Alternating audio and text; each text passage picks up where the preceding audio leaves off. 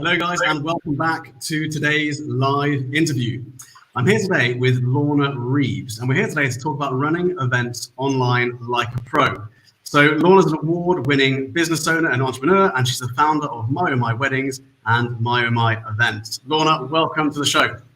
Thanks so much. It's an absolute privilege. How has your week been? Frantic and hectic so far, and it's only Tuesday. So all good. All moving in the right direction. And you come straight from another event straight to this one, haven't you? Where were you just before this call? Working with some clients up in Scotland at a 20-person event all about change. So yeah, all good. Super exciting. So Lorna, could you tell us a little bit of background about yourself and what got you into this, before we go on to how you've pivoted online? Because for those of you watching this was going to be part of our Inspiring Pivot series, our Inspiring Online Pivot series, where we interview people who have made incredible pivots online during the lockdown. But I really wanted to make this more of a practical discussion where we dive kind of deep into how you can make online events successful. So it's going to be a bit of a mixture because Lorna's got an amazing story of pivoting online. But before we go into that, could you let us know a little bit about Lorna? Who is she and what does she do? Well, my history is various shades of colourful. So I was in the Met Police for 15 years. Also I worked in forensics, so part CSI, and then I moved into various different areas and worked in firearms, and I finished out running the Met's Forensic Lab, and decided, mostly due to stress reasons, and it wasn't where my heart was anymore, to leave that business and start up MyOhMy Weddings, which is the UK's only dedicated LGBT wedding planning service. And I believe you actually won an award. What was the? Could you tell us about that a second? Yeah, so in 2019, I'd only been in business a year, and we were nominated for the UK's best wedding planner. Wow. And that's not just in the LGBT niche, that's across all of the UK's wedding planners. So that was really cool. 1 year into business, you were voted the best wedding planner in the UK. Yeah. Cool. So if anyone's looking to get married, by the way, guys, then you're in the right place. I feel like we should have renamed the show from CSI to MyOhMy. Yeah, I'm writing that down. That's got to be a book title. You can take that. I'll give you that one for free. Oh dear. So go on, continue. I won't come up with any more ideas, I promise. No, that's all right. So yeah, we also got shortlisted for a National Diversity Award, which really hammers home that you're doing the right thing when you're getting recognised in your area and in your niche. And then the MyOhMy events kind of happened organically. About a year after starting MyOhMy Weddings, a couple of mentors said to me, so you organise stuff for people, would you be able to help us out? Oh, my dogs are barking, postman's here. Would you be able to help us out with our workshops, with our seminars? You know, it's the same sort of thing, isn't it? Venues and people. So that's kind of how MyOhMy Events started, really in the face-to-face space.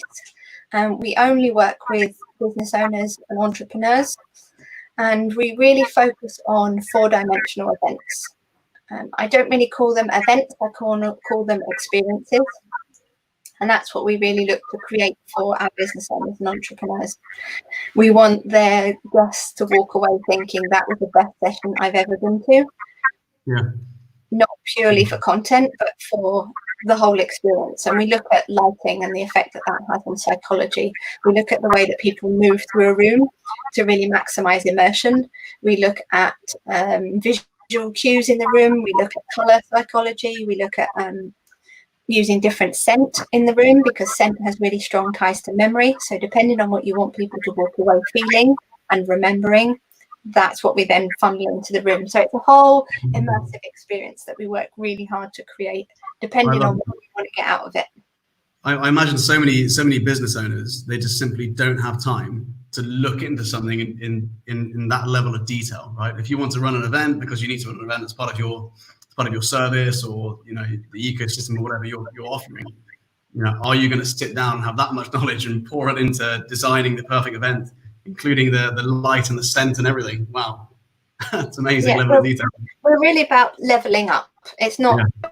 I want to start a campaign against grey walls. I hate grey flat room boardrooms. That it just yuck. I really want people to be immersed and inspired, or some people it's a reflective session. If they're sitting learning about themselves or looking inside and where am I? What's my mindset? Where am I at the moment? You've got to create the right atmosphere for people to feel comfortable doing that in a room full of strangers. Yeah, 100%. So MyOhMy Events came about essentially after the MyOhMy weddings, which was a massive success in its first year. MyOhMy Events was a suggestion from one of your mentors who said, "Look, can you run this?" Was it running their events? Yeah, running their kind of event program. So they have regular events every month over the course of the year. Great. So that's how you then got into that, and it was a case of, well, looking at what you're doing, looking at your current skill set, and thinking, well, it isn't that much of a jump to be able to offer this. You've already got all the contacts, the network, the systems in place just to leverage all that current kind of assets that you've got to pour it into a new venture, right? Absolutely. It was really straightforward to move over. It's different business focus, so I really had to go back to the drawing board and relook at the branding and the messaging for the business, because we were speaking to head rather than heart. The wedding industry is all about emotion and the feeling, and that's the driving force behind it. The business is very much head focused. We're making decisions for business reasons. We need to keep profitability high, but we're going to elevate the brand of the company, the brand of the person at the same time. Yeah, brilliant, awesome. I love that, and just those small changes then, really. So how did it go in its first kind of year then? The MyOhMy Events. MyOhMy Events was absolutely flying. We were oversubscribed after the first 6 months. We were oversubscribed. I was recruiting frantically. It was at the point where if I didn't take on more people to run the events, we couldn't physically take on any more. So this summer was set to be incredible. Yeah, right. So you had the whole year. You had the whole year planned out, ready ahead. 2020 was going to be the year for running lots of incredible physical in-person events, and then of course all physical events were banned. So take me back to when the lockdown was announced and where you were, what were you thinking, what were you feeling? Yeah, so we actually went skiing on the 8th of March, which was a milestone in itself, because we hadn't really been on holiday for 3 years. While I've been building businesses, we've been kind of head to the grindstone and really just getting it done. So this skiing holiday was like the pinnacle. This was us really rewarding ourselves. And the COVID thing was kind of bubbling in the background, but I wasn't too worried because, Boris was still shaking hands with everybody. So how concerned can you be, right? So skiing away, and then towards the end of the week, France announced that they were shutting down, that all the ski resorts were closed, no flights in and out, no train journeys internationally. And that's when I started to think, I think this might be bigger than we think it's going to be. And really, it was sat in our room, in our chalet, and I said to my other half, I think we might be stuck here. I think I might have a serious problem. If we can't do face-to-face events, we can't invoice anything for the next however long. Our whole business was effectively wiped out in a week. In that decision, it was already on the horizon before we came home, and lockdown didn't happen till a week after that. So it was almost instant. And I don't know if this is a kind of brain that you develop as an entrepreneur. It's that kind of, okay, I could sit here and cry about the fact that I've no longer got a business, or I can do something about it. I texted a couple of my mentors and said, okay, this is not looking good. You've got sessions booked at the end of March and the beginning of April. How about we just shift them to online? We'll figure it out. We'll figure out how we do that, but let's just move them. Don't cancel anything. Let's just move them, because you've still got clients to serve. People have paid good money to hear you speak and hear your content. your business is hinging on this as well. Don't cancel anything, we'll figure it out. And it was pretty much 4 days from me sitting on the end of my bed in a chalet to me launching the online hosting service. What I really love about this, well, firstly, one of the things you said is, you know, that when an entrepreneur has kind of conditioned their mind to not see this as the end of the world, the disaster, that's it, but to see this as almost a challenge which they want to step up to, right? And I really believe that comes down to being kind of obsessed with problem solving. I think you're constantly trying to solve problems all the time as an entrepreneur, right? And so when you are faced with something massive like this, you immediately switch into problem solving mode, which is exactly what you did. Yeah, it's problem solving and the desire to serve, the desire to help other people. My clients, they still need to run their businesses. It's not just me that's going to lose my livelihood. Yeah. Clients don't have, you know, some people's events were their product prospects. They don't have that. They don't have a funnel. They don't have any entry route to their business. Some people have got 20, 30 clients that have signed up to a program. If they don't have that, they don't have 100 grand's worth of income. So it's really a desire to help people and enable them to still serve their clients. So if you were a business owner relying on physical events during the lockdown, and you were working with MyOhMy Events during that, which had traditionally only been a physical face-to-face event organization, then you would have, pretty soon after the lockdown, you would have had Lorna and her team emailing you and reassuring you that nothing's going to change. We're cracking on as per normal. In fact, we've got plans to move the whole thing online and turn it into an incredible online experience, right?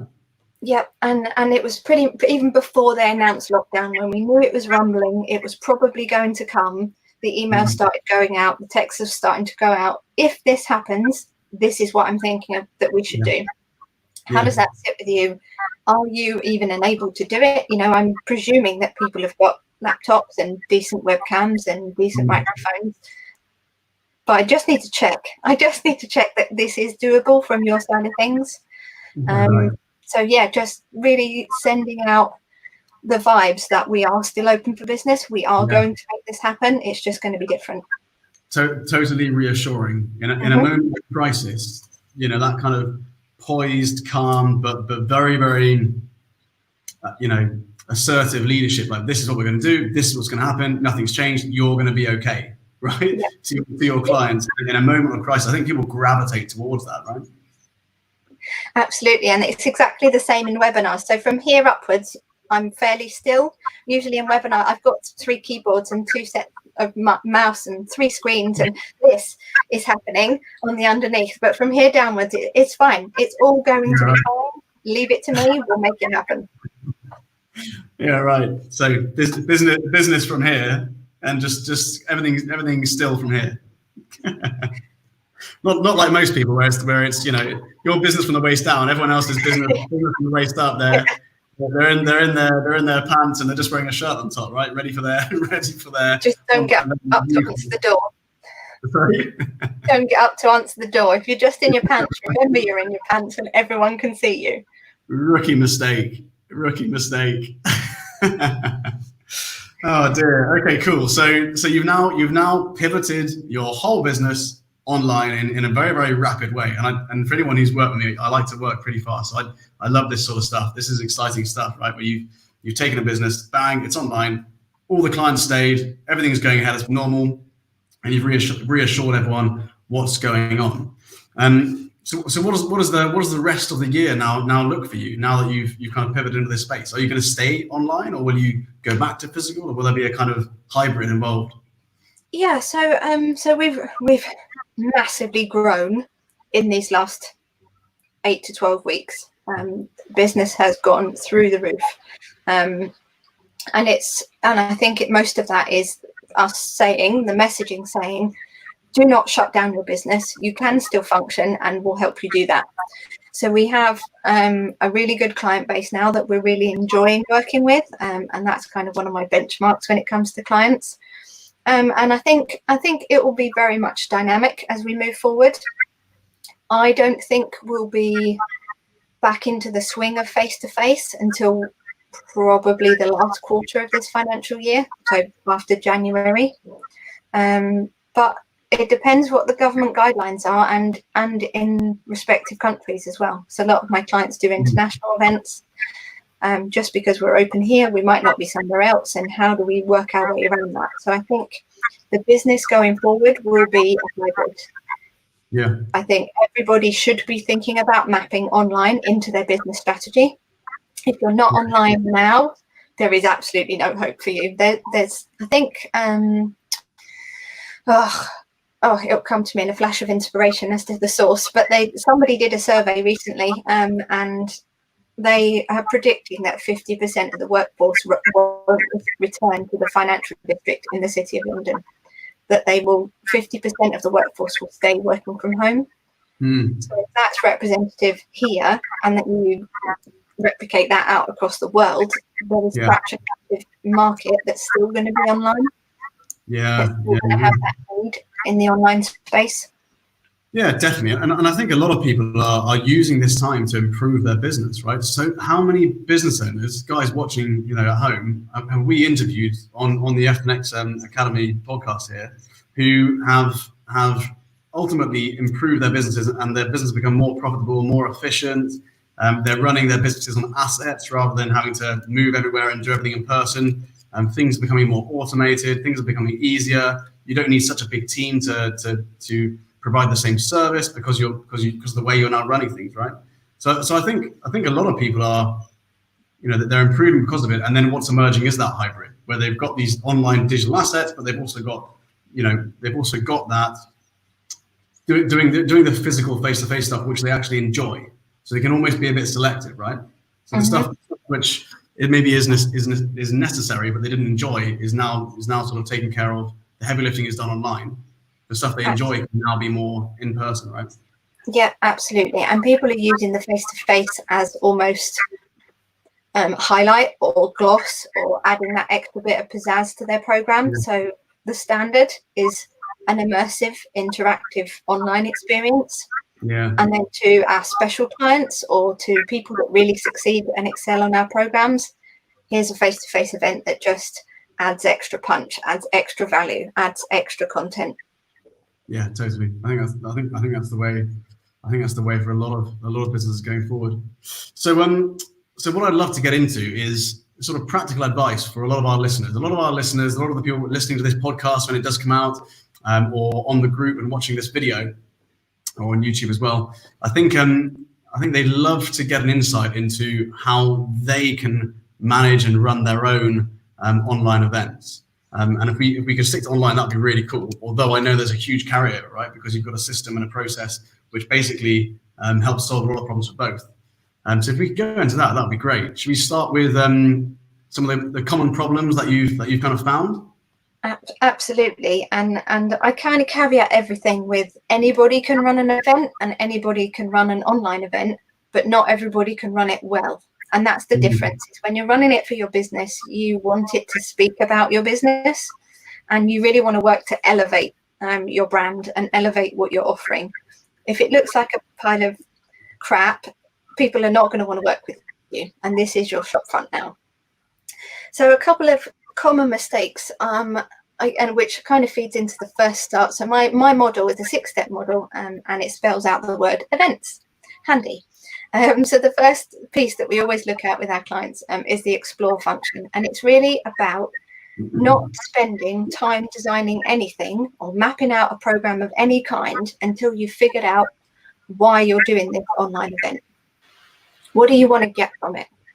So really thinking about, is it a product for prospect? Is it something that is going to be part of your core offering?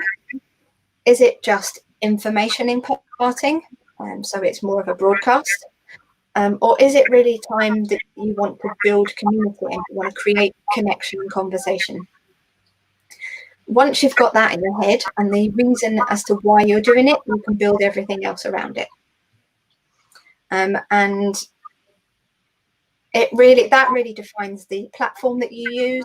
It defines the type of session that you have within that platform. So, for example, if I was just doing a broadcast about, I don't know, I'm a solicitor and I want to tell people what the world would look like in terms of employment law and furloughing. That might be a very information-led, I'm just giving content and value. So I'm just going to do a broadcast. So I might want to use something like Zoom webinars, StreamYard. I might just want to run it through Clip Meetings or GoToMeeting, because they're quite non-interactive. Yes, people can ask questions, but you don't really get that conversation, that face-to-face time with your delegates. If you want to build community and it wants to be a part of a workshop that's ongoing and relational, you want to be able to talk to people. You need them to have access to their video. You need them to have access to their audio. You're looking at more things like Zoom meetings, so you can have that connection and build up that interaction.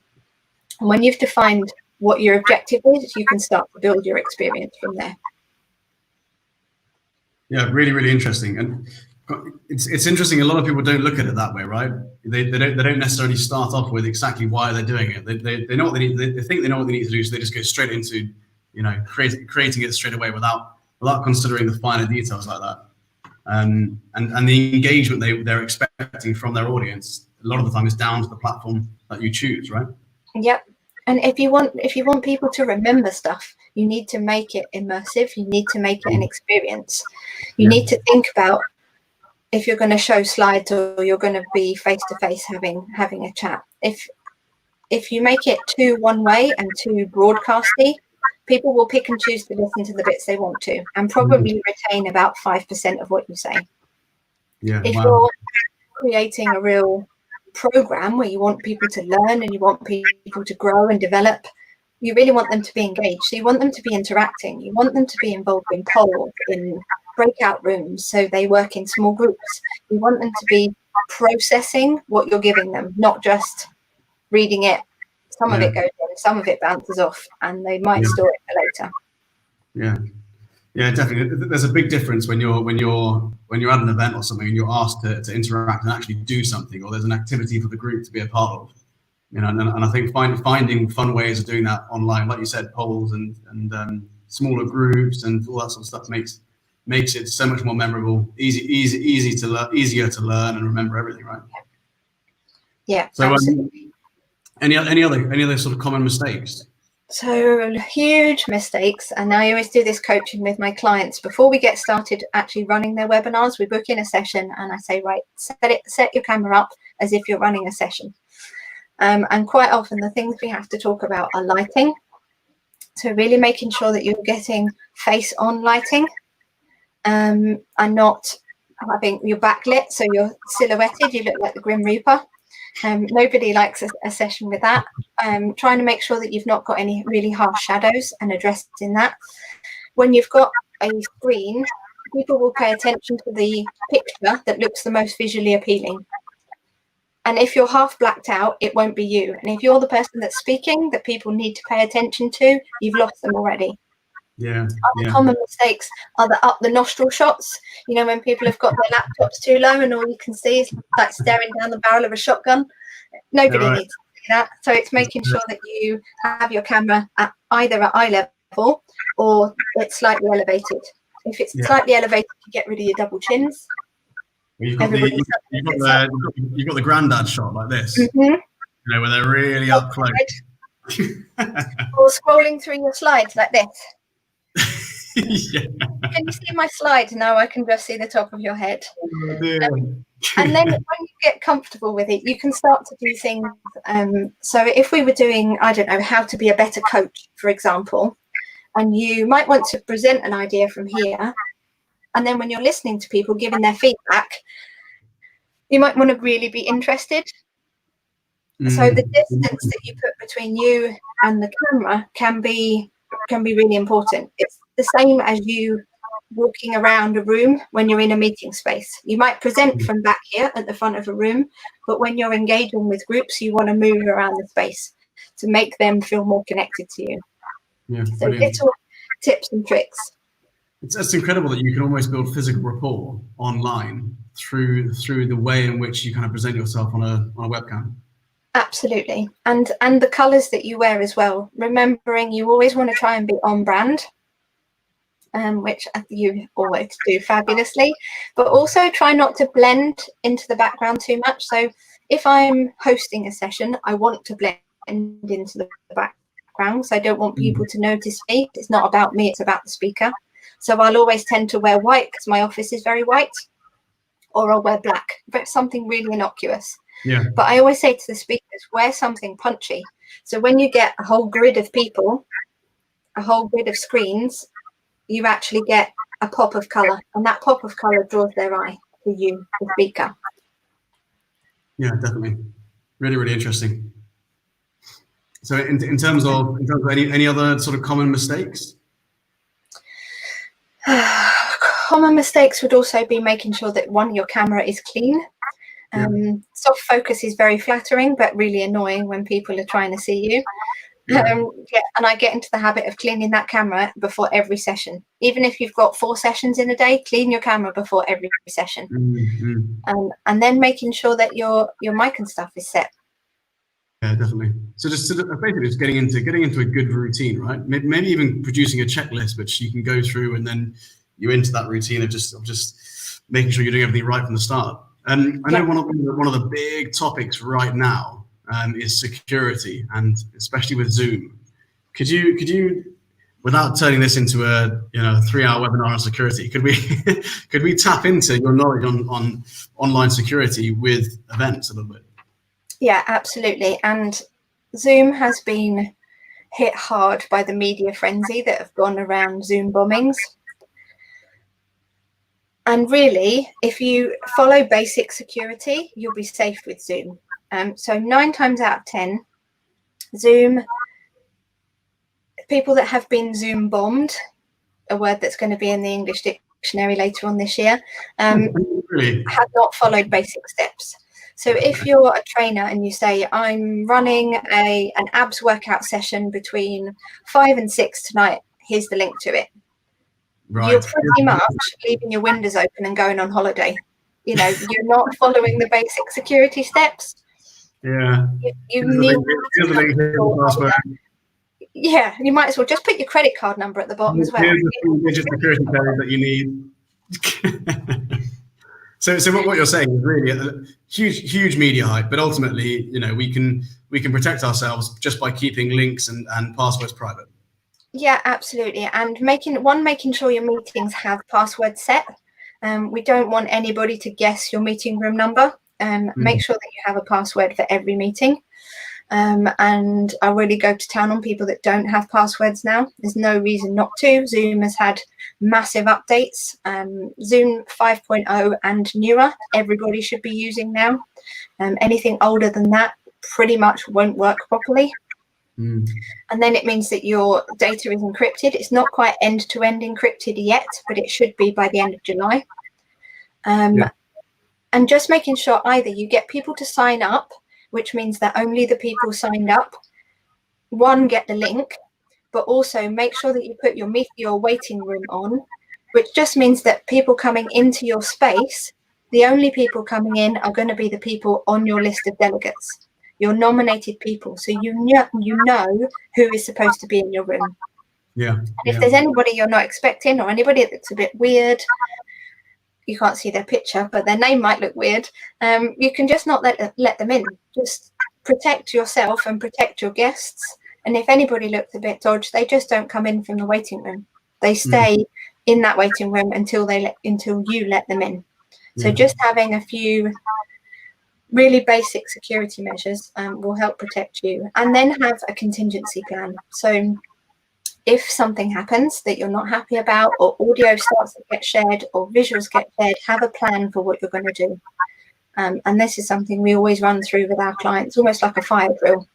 If that happens, we shut down the whole meeting, we recontact the delegates, and we reschedule. We either send out a new link there and then and get people back in, or we shift it to another date. And that's kind of part of our security commitment to anybody that we run a Zoom session with, that we have a plan for if it goes wrong. Yeah, brilliant. I think that's really reassuring as well, right? Because I think that's probably quite a daunting prospect if you're nervous anyway about holding an online event and you feel like you're on stage, and suddenly something goes wrong or it freezes or the connection's bad or something. It can really put you off what you're talking about, can't it?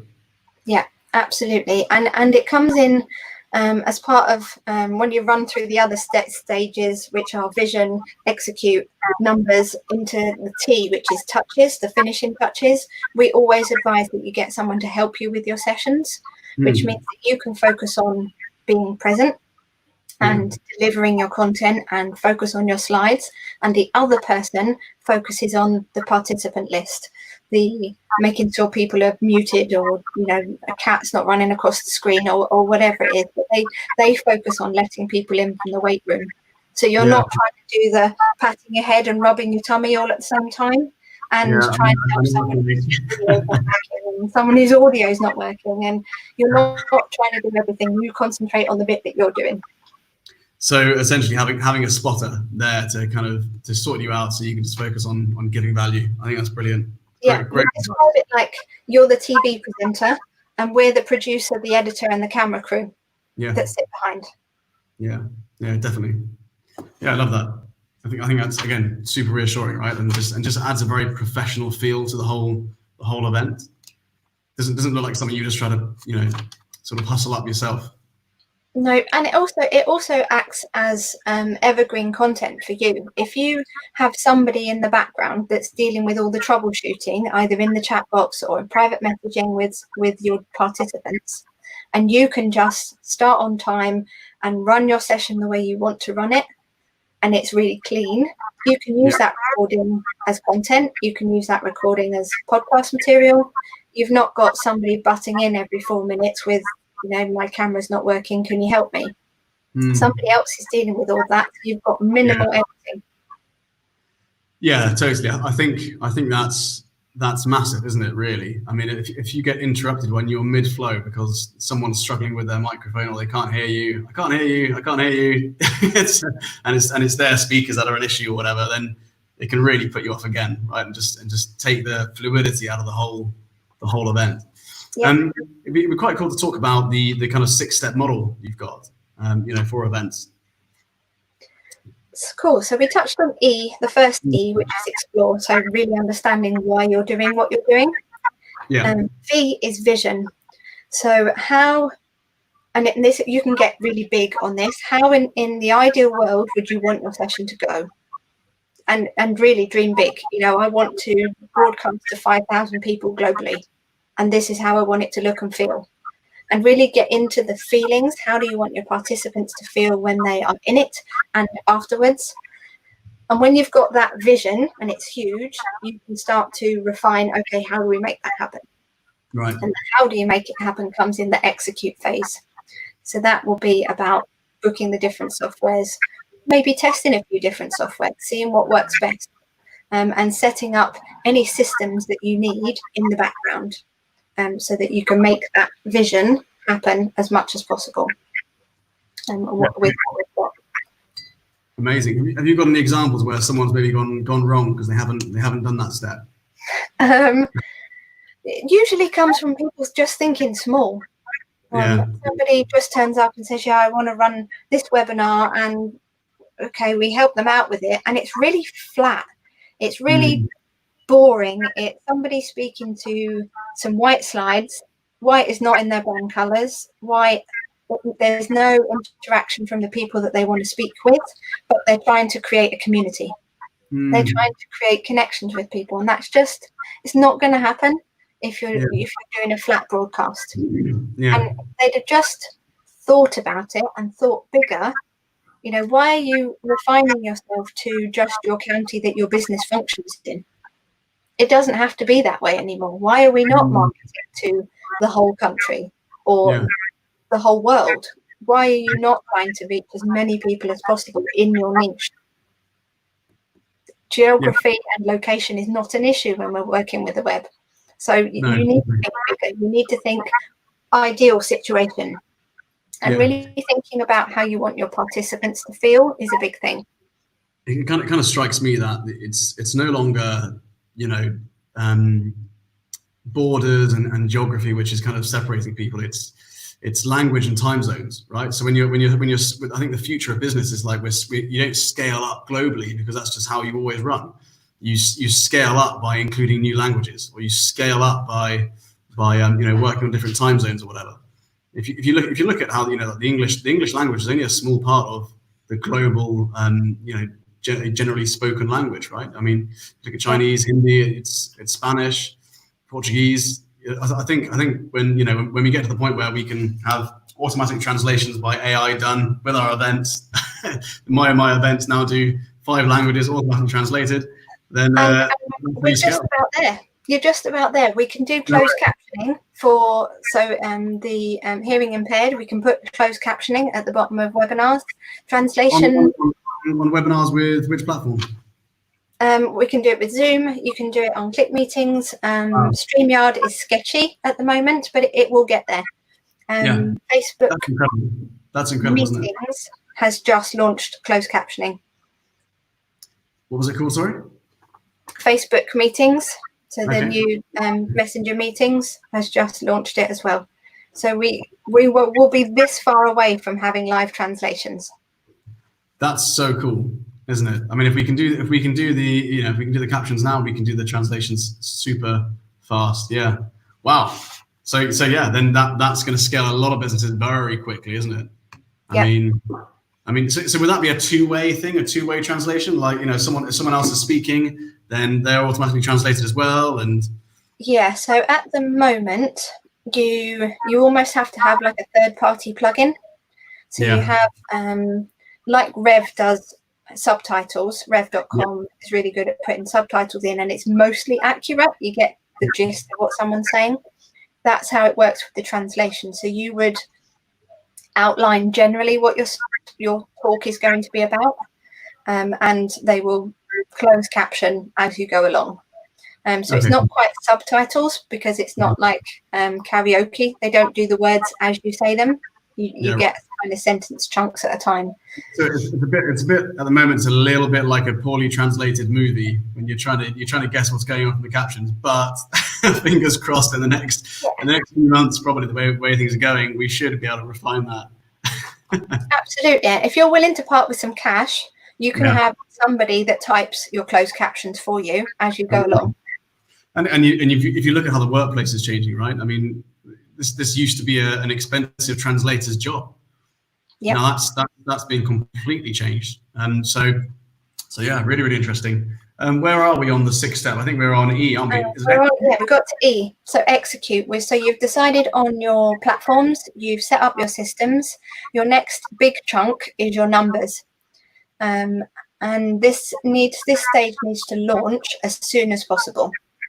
I can say I can fill most events with about 7 days notice, but 14 days is better.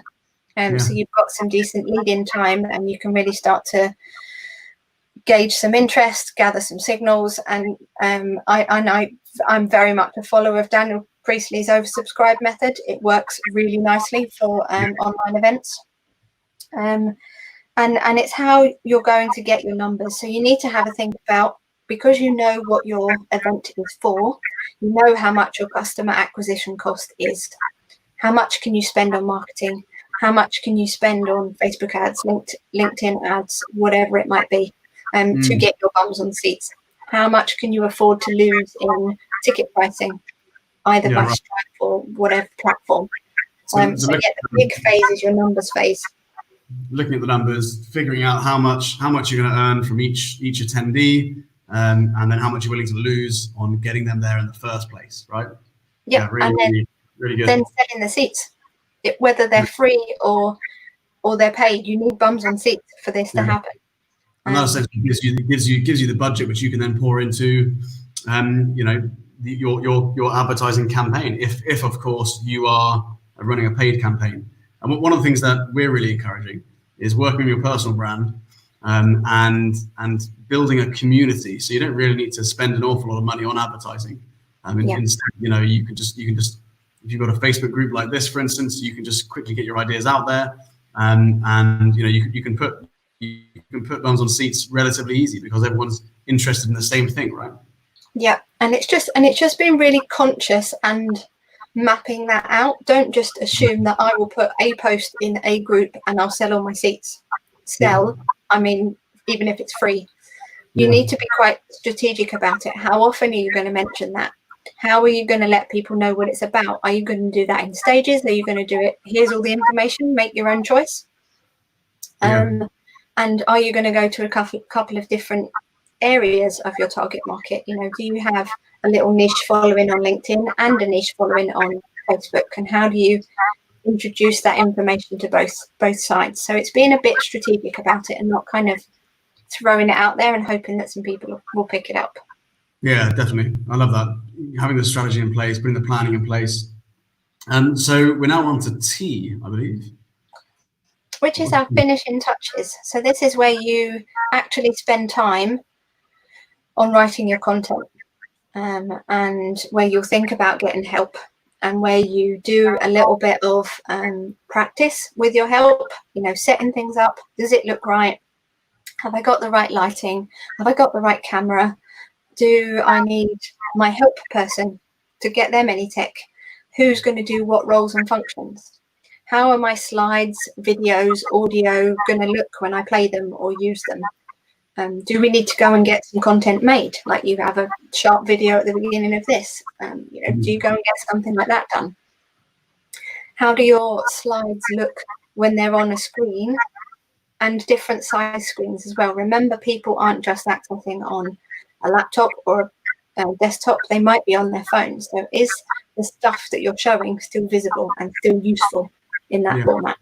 So this is where we start to really play with the experience. And if we were talking face-to-face events, this is where we'd be designing the lighting, the room flow, the scent in the room, and really the immersive experience. Right. That's what you need to do. All the finishing touches, right? All the little details which actually make the bigger details. They make the big picture. Yeah. How do you want people to interact with your session? Are you going to throw polls out there? Are you asking people to annotate your slides? Are you going to blow up the chat box with lots of questions and comments? And you're going to encourage, how are you going to get people involved? How do you stop someone from pressing play and walking off to go and cook their dinner? How do you guarantee that they're engaged and immersed and enjoying your experience? Yeah, definitely. And I guess, you know, those, you know, the finishing touches, really the work you put into that is ultimately how someone leaves your event feeling, right? I mean, if they're gonna leave the event feeling, wow, that was really great. You know, I actually socialized online with different people. I learned, I retained information. I was active. I've got more energy now afterwards than I did, you know, when I went into it because of that experience, right? Yeah. This is the adding the finishing touches and the polish. This is where you really elevate from being an all right webinar to being exceptional. Yeah, amazing. Really, really good advice. S, our last part of the 6-step model. It's showtime. This is the big one. Is showtime. It's the day of. It's the having your checklist so that you know that you don't have to think about it. You just work methodically through your list of checking your audio, checking your camera, making sure your camera's clean. You've got your delegate list. Your slides are working. Even if your slides were working yesterday, even if they were working an hour ago, check that they're working the 5 minutes before the session. Brilliant. And you know, kick the kids off and stop them watching Joe Wicks while you're doing the session. Really make sure you've got nothing weird in your background. And it might be really innocuous on yourself, but if it's poking out of your head, it can look really weird. So just double checking those little bits and finish before you go right in, and start on time and finish early. And by that, I mean the amount of sessions I've been to where people gallop into their last 10 minutes and they're trying to jam as much in as possible in the last 10 minutes, and there's no time for question and answers, and everybody's disappearing. They're just logging out because they need to go. They've got something else to do, and they've only allocated you 1 hour. Yeah, there is no scope for slippage. You've got to finish on time and do it comfortably.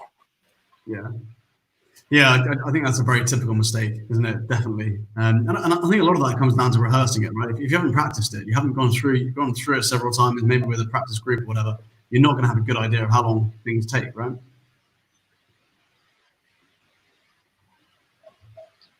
Yeah, So, and it just, sorry, and it just comes down to practice.